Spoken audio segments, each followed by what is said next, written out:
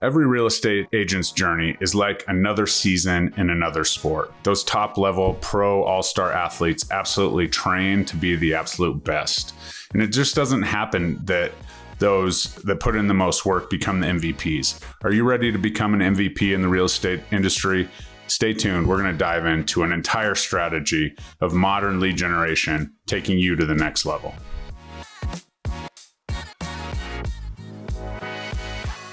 What's up, guys? Jeremy Kane, Real Estate Agent Playbook. So excited for this one today. As you know, we want to train to be top-level individuals in our industry, and that's absolutely what I'm here for. If you would like to book a game plan call with me to help understand how you can take your game to the next level, I'd be happy to go on that journey with you. Please like, comment, subscribe, and let's get into it. First things first, when a pro athlete or a real estate agent is getting into the game and taking their game to the next level, you must understand the playing field. You must understand what you're up against. And that starts right at home with your team, with your roster. So think of your sphere of influence as a roster of tools to help you succeed. It's not just, your sphere of influence clients. You have to look at your sphere of influence from a different perspective and pick out those all pro, relationships that you have and really nourish those and help build those up. And sometimes that involves you giving back more than taking. And so absolutely the main goal here is to sell more houses and do that. But I found if I'm giving value first, if I'm a resource, if I'm helping somebody in my sphere of influence build their game up and win at whatever they're doing, then it absolutely reciprocates and comes back to me. So make a roster of all of those people and don't limit it to just the people that might make a move in the next 6 months or a year. It needs to be everybody you know. That sphere is everyone that you feel that would look to you as, the expert in the real estate industry. And if you're just starting out, don't worry, there's plenty of mentorship and coaching out there to help you understand how to take your game to the next level, but also to kind of filter in to help you with those first experiences in the game to understand exactly what you need to do and the steps you need to take. So the truth is, the new agents that crush it absolutely are out there saying, I'm a new agent, I'm going to give you all my time, this is what I'm doing, and they work harder. And you can tell when you're dealing with a new agent on the other side of the transaction than a seasoned agent, because that new agent is, very diligent and on top of things. They may not know everything there is to know, but the fact that they have time is an absolute advantage when you're getting into it. So if you're sitting on the sidelines, you're like, I'm a rookie, just have to get into it, just have to sell a couple houses, have a little more confidence because you can use that to your advantage, especially when dealing with your sphere of influence and the people that know, like, and trust you already. If that strategy sounds something that you're interested in, my expertise is building sphere of influence and helping agents succeed using sphere of influence as a main pillar to success. Book a call with the Kane-The link. I'd be happy to discuss how I did basically 95% of my transactions over my career based on my sphere of influence strategies. The next thing you got to do with that roster is include that personal touch. What do you do to stand out? What can you do for them that makes them remember you? Little gifts, handwritten cards, a happy birthday phone call. All of those little things seem a little bit cliche, but they're absolutely important. They're built around what people and humans like to hear, and they like to get a phone call, and they like some of the old school methods as well, handwritten notes. How often do you get a handwritten note? How often do you open it up in the mail? So once you have that roster dialed in, definitely add your personal touches to it and make it something that's you, right? If it's completely out of character, if, I'm sending out notepads and people are like, what are you doing, Jeremy? We know you don't do anything but use that phone for everything, So make it about you and really dial that in, but don't forget those personal touches to everyone in your sphere of influence as much as you can. We're also so focused on automation and having someone else do it and delegating and all of that. We do have to have a personal touch in our sphere of influence in order for it to convert at top levels. The next thing is social media. Social media is your virtual stadium. This is a place where you need to have a presence, use some sort of strategy, and you can't just go, personal, all the kids, all the time, to nothing personal, all real estate, and it can't be the other way around either. So you have to, provide a personal touch. As I always talk about, your social media basically outline is a portfolio. All of your social media channels combined should demonstrate what you are about, everything that you're about, whether that's, education in the real estate space, like myself, educating real estate agents, or, living in Denver, which is my other YouTube channel. So all of those things, would represent me. If you really step back and took a look at all of my profiles on all the different channels, you would have a very good representation of me as my portfolio. If you want more information on that, check out this video right here that I'll link, and I go into an entire montage of what the social media platform should be used for, at least at the base level.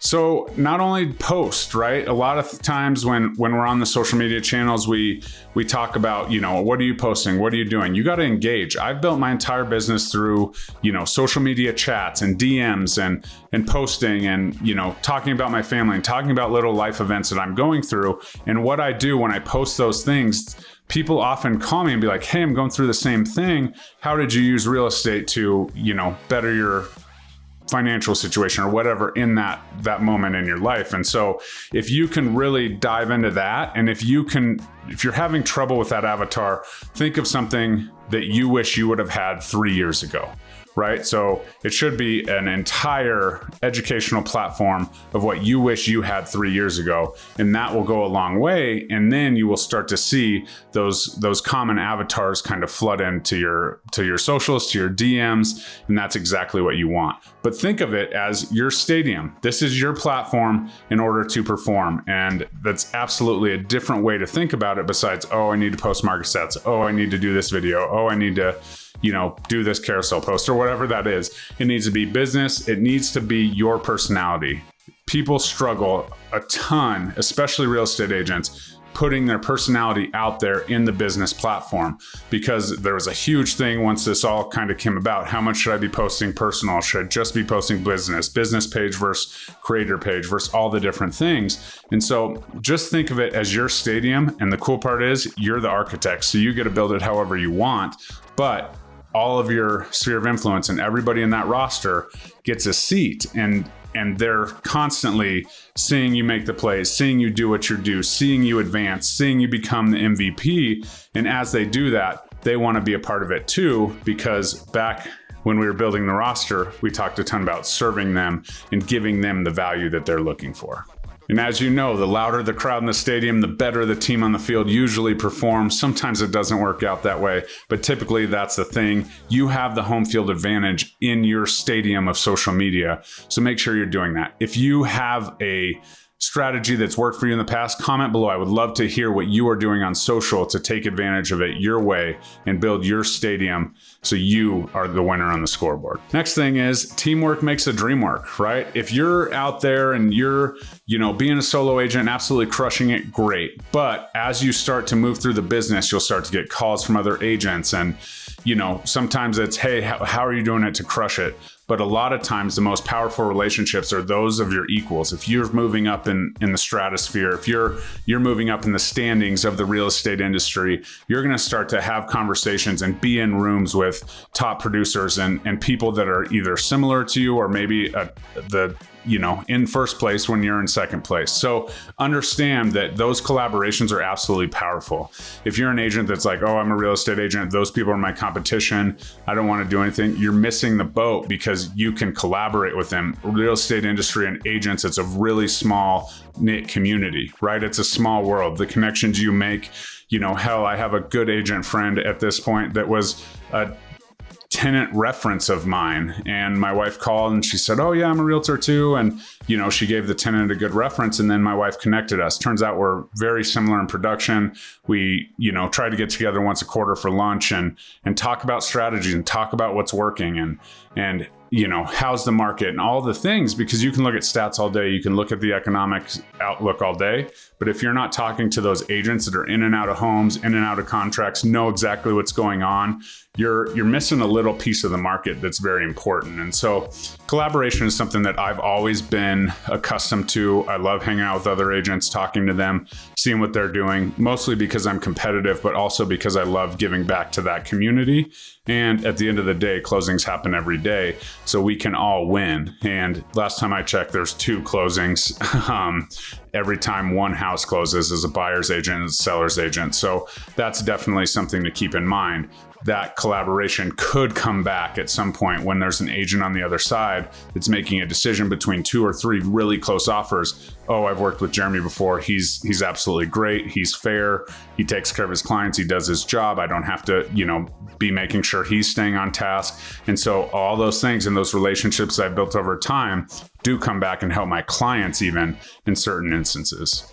Ultimately, all of these things from, the personal touches to social media to collaboration require just being committed to the consistency of it. If you're consistently doing it, you're consistently out there, whether that's newsletters, handwritten notes, agent meetings, market updates, whatever that is, be very consistent so that you're always refining your craft and you're always stepping it up for your clients ultimately, because ultimately that is the goal. We want to win every single day for our clients so that when they're ready to get in the game, they can call us. It's a quick, there's no sale. It's, hey, Jeremy, what do you think? This is kind of what we're thinking. Does that make sense with the market and what you're seeing? Yes, absolutely. I'd hold off a couple months and see how that rolls. And if you're able to be consistent, that's when it will come to fruition. And all of these things will come and help you level up and win the next season of your real estate career. And finally, once we're there, we must keep score. You must engage with your clients, with the other agents, with what's going on. You must ask them for feedback. And we've talked about it before, but those client testimonials absolutely go a long way. I've had people give a couple testimonials on their home anniversary and when they sold, when they bought, whatever that looks like. But understand that those testimonials and keeping score of how you're doing is amazing, and finding those ways to improve, right? How can you improve that client experience? A lot of that stuff will be written in black and white in those testimonials. So make sure that you're always doing that. You wouldn't be the head football coach and not pay attention to the scoreboard to make the decision on the next play. So you got to understand that you have to see what's happened, where we're at, where you're measuring up, however that looks, and making sure that we're always tweaking and changing however we can our business. And so you got to keep score. You have to know your numbers as an agent. You have to know if you're up. You have to know if you're down. You have to know where the winners and losers are in the market. And so you have to be paying attention. One of the biggest ways is to ask people for feedback. Agents, title people, lenders you work with, and especially clients. Obviously, that's the given. But if you can refine that process and continue to win and continue to march down the field towards that championship, you absolutely can take your business to the next level and eventually be that consummate MVP, that consummate champion in your business for your clients. Always remember, for more championship-worthy information, please like and subscribe. If you're listening on the podcast, please share this episode with your favorite real estate agents. We're trying to grow that community. And remember, every day is game day. You must show up and compete, just like in professional sports, very similar in real estate. But you must always aim to strategize, execute, and then look back and get that feedback and chop and change anything you can, change up that game plan. So if you need anything, please reach out. We'll talk to you next time. Jeremy Kane, Real Estate Agent Playbook. Bye-bye.